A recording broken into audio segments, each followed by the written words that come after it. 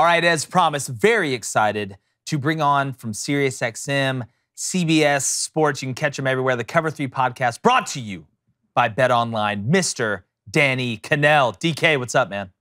What's up, fellas? What's going on? It's good to be back, man. It's been a fun college football season so far. It just continues to deliver, man. College football is back in such a big way. It didn't really go anywhere, but it's been an awesome start to the season. I'm fired up to be on with you guys. Yeah, the only thing that delivers more than college football is Amazon, but they'll catch them soon.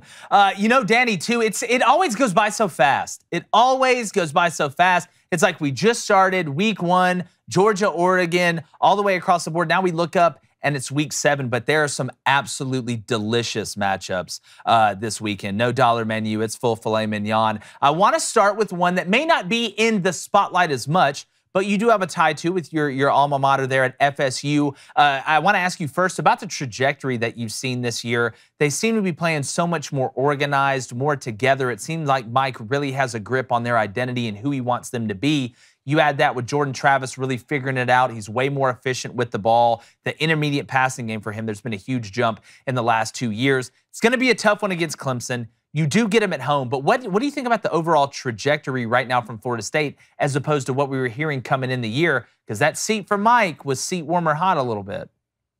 Oh, definitely, without question. I mean, it's a program that is restless, that is desperate to get back to relevance, to getting, double-digit win seasons and being in the ACC, championship conversation and the playoff conversation. And it was bumpy. It's been bumpy, but I actually really liked Mike Norvell from the moment he got there. The first interaction I had with him, listening to his plan, his vision for what he wanted Florida State to be. But at the same time, I was like, this isn't going to be easy. Then you get COVID year 1, year 2, you're kind of still trying to get back onto the scene and you're still weeding out players. You've got a little bit of a quarterback controversy with Mackenzie Milton, transferring in. And then you kind of just, it was a rough year. But what I saw last year at the end of the season, the last 5 or 6 games, I saw a couple things.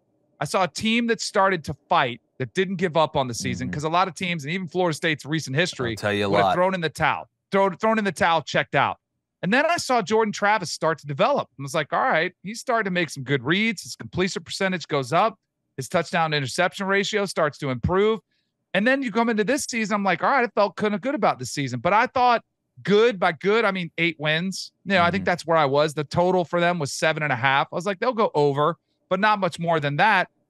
And then, so here's where we are now, though, Jake, because we get the excitement. We start off getting the top 25, first time since 2017. Then you have a stumble against Wake. It's like, ugh. But Wake looked like a better team. Yeah, I think Wake was the better team, to be honest with you. Absolutely. They had no business there. Then this past weekend, you blow, a 17-3 lead. You don't score a point in the second half. Yeah. You lose to a team that had -5 passing yards in the second half. And there's a little bit, so I don't think it's controversial, but Florida State fans are all up in arms about the play calling at the end of the game. Florida State's kicking game, which I'm very familiar with, having held wide right 2. I wasn't going to bring that. I wasn't going to bring that up, Danny. I'll tell you this, though. There was nothing wrong with that hold. I heard that was one of the greatest holds there's ever been. They said it's one of the greatest holds there's ever been. Laces were out, slight lean toward me. It was perfect. Exactly. But so, we've got our history with kickers. It's another problem for Florida State. I mean, against Wake Forest, they stopped kicking extra points because they didn't have any confidence. So then late in the game against NC State, I totally understand Mike Norvell saying, let's try a shot for the end zone. There's time on the clock. We've got the downs to do it. Let's just see if we can get a touchdown. And you're thinking worst case scenario is incomplete. That's it. And then you get to kick it on the next down and you win the game, or, potentially have a game-winning field goal. Then you have the interception thrown by Jordan Travis, him and Micah Pittman on the different, opposite pages, and it looks like a disastrous play call. At some point, you've got to trust your players to do the right thing. And I don't know whose fault it on. Was it a wrong route? Did Jordan Travis overthrow it? But I don't have a problem if you're thinking we got to take a shot because your kicker's under 50%. He's been atrocious. I had no problem with that. So now, the long story short, all that momentum you had built up through the first 4 games, all of a sudden it's completely gone, and you're looking at 3 losses in a row against a very good Clemson team. So it feels to me like as much as that pressure was off, it's squarely back on Mike Norvell against a very, frisky Clemson team that has dominated the conference. Yeah, and speaking of Clemson, I was going to ask you about Hendon Hooker on this next one, but I'll go ahead and just double it up.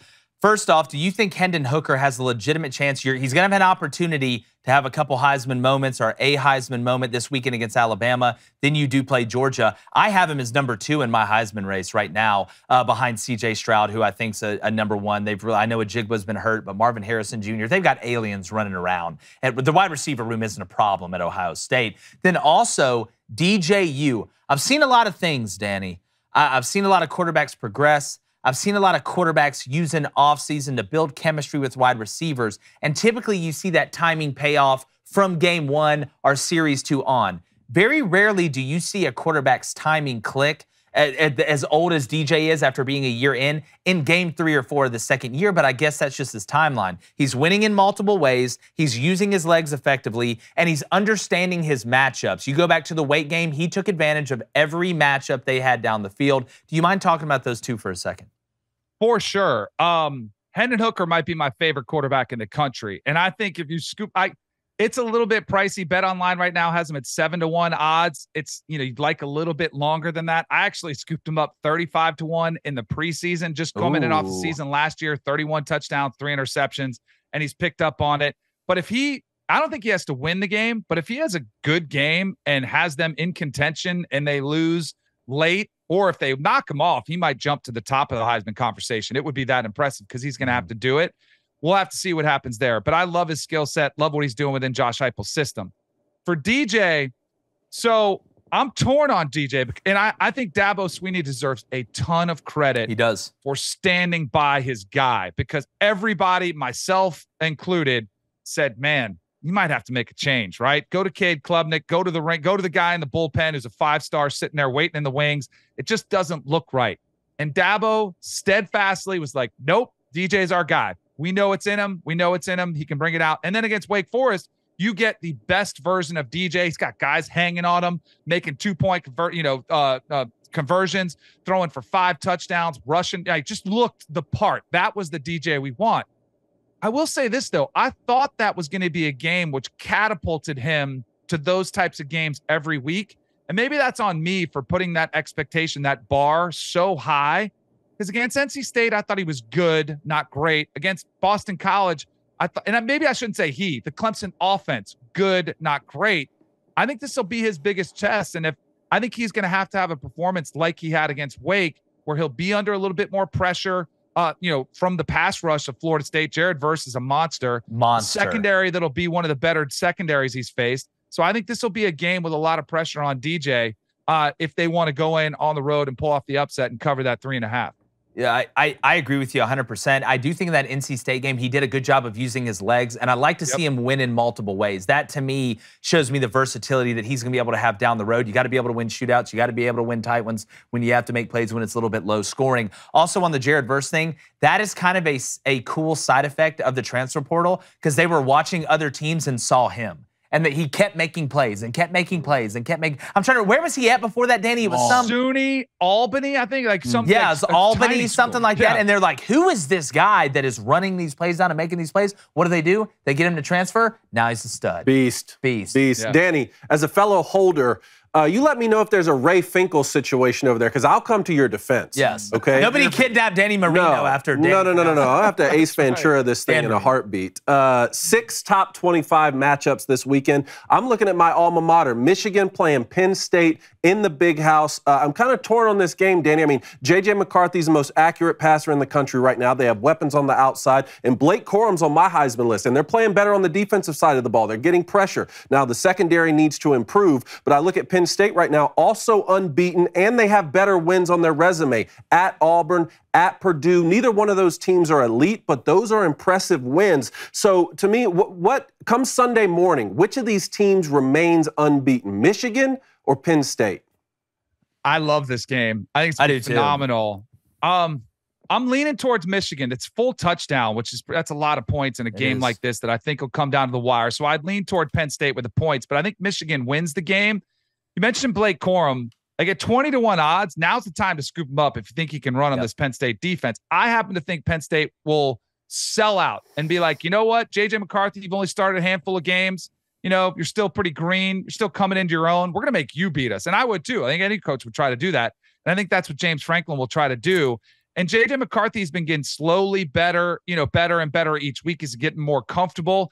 I thought the switch from McNamara to J.J. McCarthy would be a little bit, you'd see a little bit more in the pass game. But I think what we're learning more is that what Jim Harbaugh wants to be is what he's been through his entire career. Don't buy into what they tried to do a little bit when they brought in Josh Gaddis and they bring in, a different style. And they're like, ooh, we're going to be flashy. We're going to go up tempo. We're going to spread you out.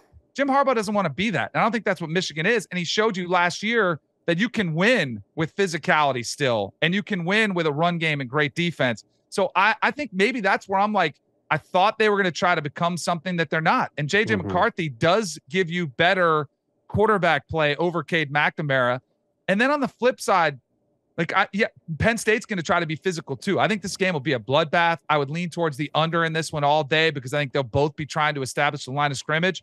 But you have a ton of experience in Sean Clifford. Maybe not the upside, maybe not the guy who's going to blow you away with stats, but against Auburn, you guys remember that game. In Auburn, he gets absolutely wrecked. One of the worst hits where he cuts back, reverses direction, gets hammered. And then he comes back, bounces up, and I thought he's knocked out of the game. Yeah. He hops up, goes in, leads a touchdown drive. The following drive, rushes one in for a touchdown. I was blown away with his kind of leadership, his ability. You talk about winning any way possible. That's kind of what he brings to the table. He had the game-winning drive against Purdue after playing awful for 3.5 quarters, but led a game-winning drive down the field. He's kind of the reason I think Penn State will keep this close, because I think they'll see a healthy dose of the run game, but I think the ball will be safe with Sean Clifford. There won't be that many turnovers. I think this will be that fourth quarter game coming down to the wire. But I would lean Michigan to win, but Penn State with the points. I agree with that. And I think, Penn State is known for playing that physical brand of football. I think people who don't watch a lot of Michigan don't understand that they would prefer to play a blue-collar style of football too, right? And that goes back to when I was playing, and Blake Corum reminds me a lot of Mike Hart, the way he turns 2-yard gains into 6-yard gains or 2-yard losses into 2-yard gains, and prayers up to Mike Hart right now too after, what happened at the last game. Danny, I wanted to ask you, you played the quarterback position a long time. I did as well. Neither one of us wanted to take more hits than we had to, but right now, around the NFL and around the game writ large, we're seeing a lot of conversations about, roughing the passer calls, and people are a little worried about concussions right now. What does the future of football look like to you when you see just a normal sack turning into a roughing the passer call? It's a joke what football has become. You know what's crazy? I think college football does a better job of legislating, targeting, head hits, all of it. With the way they've come around, they've adapted, they've adjusted the targeting rule where we can actually look at it now and review it. And if it's not there, we'll keep the player in the game. We don't have to eject him. And then you've got the NFL, who very clearly, it's been a rough couple weeks. It's been a great few years. And I don't know if you guys remember this. I took a lot of heat because I made a comment about there being a war on football when I was at ESPN. And I thought there was a great attack on the sport, saying, hey, this game is too rough. We're trying to make it safe, and it's an inherently violent game. And if anybody's played that, that. And for some reason, we're just so risk averse. And we saw this in COVID as a society. We see it in football now where it's like, ooh, we can't have players get hurt, and we can't have the quarterbacks get hurt, and we can't have players get concussed. Nobody wants to see players get concussed, but it's a part of the game. That's why they're wearing helmets. It's why they're paid handsomely at the NFL level, and now even at college, to take on that risk. And every player who puts on the uniform and puts on a helmet is aware of that risk. You knew it. Every time I took the field, I was like, that could be me. I could get knocked out cold in this game, but I still wanted to take on that risk because I knew it was part of playing what I think is one of the greatest sports that we've known. And yet it's come under this, intense scrutiny. And in large part at the NFL level, it is the NFL's fault because for a long time, they covered up a lot. They tried to hide it, and they didn't treat head injuries with enough seriousness. Now we do, and we've kind of gone to this place where there's a pendulum that swings, right? Politically, but also in sports. And I think that pendulum has swung way too far to the side of safety for the players that are out there. And I think it was a direct result of the Tua incident, which no one wanted to see, which the Dolphins clearly mishandled. They should pay the price, not the entire NFL, and not even the Dolphins after that, by taking Teddy Bridgewater out of the game after one play when he showed zero signs of a concussion. And some random spotter said, oh, I see him, he's a no-go, and they take him off the field. So I do think the NFL, they've announced they're going to try to meet with the NFLPA. I hope the pendulum swings back towards the middle where, yes, We don't want head-hitting plays. We don't want players stumbling around, staying in games. But we still have to have tackle football because that's what players play it for. Players love the physicality, even quarterbacks sometimes. People don't believe it. But also the fans, they want to see hits. They want to see a physical game. And it's a physical sport. I think the NFL would be far better served to just admit it, to be like, you know what? It's a risky game. And we're trying to do our best to protect the players, but we can't protect them all the time. Deal with it. They'll never do that, but they'd be better served if they did. Golly, run for president. Yeah, well, I mean, common sense. It's what we said the other day. I mean, I literally led the show off with it. Like, if you take the sword out of the gladiator's hand, nobody's coming to the Coliseum. Because if that wasn't the case, why aren't 80,000 people in Ann Arbor going to a needlepoint convention every weekend on Saturday if you don't like the physicality? It doesn't make sense. But like I said, it's common sense, which is way too uncommon nowadays. Soft society and football is becoming soft. Surprises. The nerfing of football. DK, let's go out. Let's go out to the Pac-12 real quick. All right, got UCLA, got USC, and you got Oregon all undefeated in the conference. I want to know from you, who do you see rising to the top in the Pac-12 and coming out as a champion? UCLA. Yes. Bruins. With you, Dolph. Yeah. I'm with you. I am. USC is an underdog this weekend against Utah in Salt Lake City. And I think that's as much about Utah, like in that game against UCLA. I think that's a sign of how good Utah is, but how much even better UCLA is. And the physicality across the board, which they've shown on the defensive side of the ball, not shutting down, but able to at least contain Tavion Thomas for Utah. Cam Rising, a dual threat quarterback, didn't have anything going. Chip Kelly's just been slowly kind of putting together building blocks. Last year coming in, he had an 8-win season, got robbed out of a bowl game, didn't get to play it because of COVID, didn't get to play. So they didn't have that opportunity. And all season long, what have we heard about? All offseason, USC, Lincoln Riley, shiny new toys, LA, they've owned the college, football conversation. And all UCLA is just sitting there saying, hey, what about us? Like, we're not bad. We got a quarterback who's been here a long time. And Dorian Thompson-Robin is making way better decisions with the football. He's really athletic. And there's a couple quarterbacks that I think are kind of in the conversation for this year's Kenny Pickett. Because last year, at Pitt, Kenny Pickett was okay. And then all of a sudden, it's like, where did this guy come from? Dorian Thompson-Robinson has been okay, like average, okay. Last year, he put together a pretty nice season. This year, all of a sudden, it's special. And that's a direct result of playing time and getting experience and being able to get that many reps, because that's the best teacher of the game. He's eliminated a lot of those mistakes. He's got a great tight end in Bobo, who he's got a really good rapport with. They're playing physical. And I think we're about to find out about USC, and not the way that people want to be. It's like, I think USC, we find out they're 6-0. It's been a great story, but I think they get beat this weekend at Utah. And then I think all eyes will come back to UCLA, who I think will control their own destiny and eventually end up winning the Pac-12. It's just a matter of, do they get into the playoff? Are they unscathed through there? I also wanted to point out, too, the Pac-12 is definitely back this year. Like, they had the win against Michigan State for Washington. I get it. It's not that big of a win now, but it's still a big win. Washington State going to Wisconsin, another team that looks beleaguered. But if we're going to give credit for other conferences for winning non-conference games, we should the Pac-12 too. The Pac-12 got devastated by COVID. I mean, we just have to call a spade a spade. Yeah, it's where they live. Exactly. Politically, they were shut down. There were schools that only got to play 4 games. Like, I talked to some coaches in the Pac-12. Their players weren't even allowed to work out within 6 feet of each other in groups bigger than 4. So, like, you'd have a position group. Well, how are you supposed to spot? I'd be like, and they're like, you couldn't spot a guy. Like, how are you supposed to get stronger? So ridiculous. If you can't really push yourself? Not having to have meetings virtually while the SEC, ACC, and even the Big Ten late are having practice. And they're not, like, it was a joke. And I think that's a big reason. The further we get removed from that, the Pac-12 is showing that they're getting that development that everybody else got. They're kind of coming back to the conversation, which I think is great for college football, because I hate the West Coast being eliminated.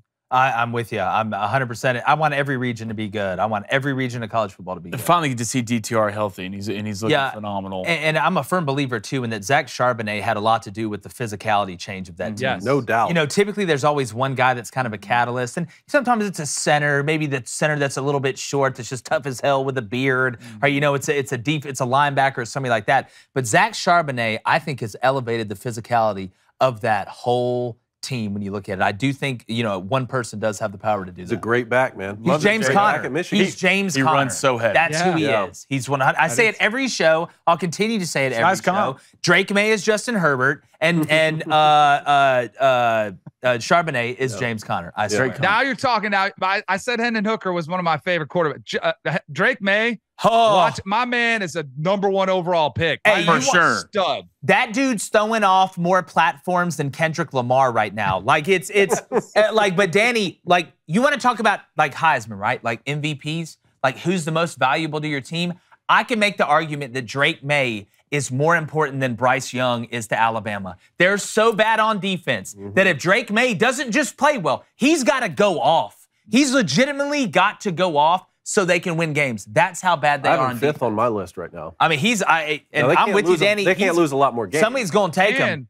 When you dive into the film and you watch him, it just comes so naturally. And you can see him progress through his reads. He's got really good feel in the pocket, when to run. He's great improvising. He's got all of it. Touch, cannon, like he's got all the throws. Mac Brown, he stole Sam Howell. I still won't forgive him from stealing Sam Howell. Was a Florida State commit, and then he stole him from us. And now he's got Drake May, who's from the state of North Carolina. He didn't steal him from Who was committed to? What? Who was committed to? Alabama. That's right. Makes sense now. Makes a lot of sense now. Nick and them don't miss a lot. Genius. He's a genius. Old head. Great recruiter. I have one more question quickly. Davante Adams now being charged with a misdemeanor, pushed a photographer after the game the other day who ran in front of him. What do you make of this, Danny? This like depresses me of like where our society is, right? Like, can't we just see something and it's a mistake and somebody apologize and then we just move on? Like, I have a radio show on Sirius XM and we're taking call after call after call on this, not, Dak Prescott or Cooper Rush, and not, what team is the best. It's all on Davante Adams. Ooh, what should she be suspended? Was he in the right? Was he in the wrong? Can't we just take it for what it was? It was a player coming off the field. A dude crossed his path. He kind of, I don't think it was that violent. There was no way you can call that assault. There's no way this dude should be pressing charges but it is what it is. He's seeking a quick, easy payday. The photographer on the field. Davante Adams apologized. I believe him. He went on Twitter, apologized. I believe him. I think the NFL should do something, a fine, which they will. I don't think he should be suspended, but I think you send a message. We can't have this happen again. You don't want guys wrecking photographers, but that's not what it was. He walked, Guy Ross's class, pushes him. It's it. Like, let's move on. Can't we? But we have to be irate. And then there's got to be a guy with his hand out saying, I want my payday because that's my 5 minutes of fame. It's depressing to me when you see these types of situations unfold. Part of me thinks like the camera guy went up to the camera guy and was like, do you think Davante Adams would push me if I walked in front of him? And the guy was like, you won't do it. Like, you won't do it. I mean, my thing is, there are ambulance chasers down here. I live in South Florida. For sure. Litigious. They're everywhere. You get, as soon as you fender bender, oh, my neck. Like, I really want the photographer to hold a press conference and come out there like Bobby Petrino with the neck brace and like, like when he got off the motorcycle with his high-priced lawyer next to him, like, because that's what it is. Yeah, well, it's like I said, Davante Adams pushed off all night. That was just the one time they caught him on camera. Danny, appreciate you coming on, my friend. As usual, great stuff. Catch him CBS Sports. You can catch him the Cover 3 podcast. You can catch him basically everywhere. Brought to you by Bet Online, Sirius XM as well. Danny, I really appreciate you coming on, bro. You guys the best. Love my visits with you guys. Hope we do it again soon. Hey, always, my friend. We'll talk soon. Man. Hey, guys, appreciate you watching. Make sure you subscribe to the channel. Hit that like button. Turn on that notification bell as well. Going to keep bringing you great content all through the beautiful sports season, which we all know never ends.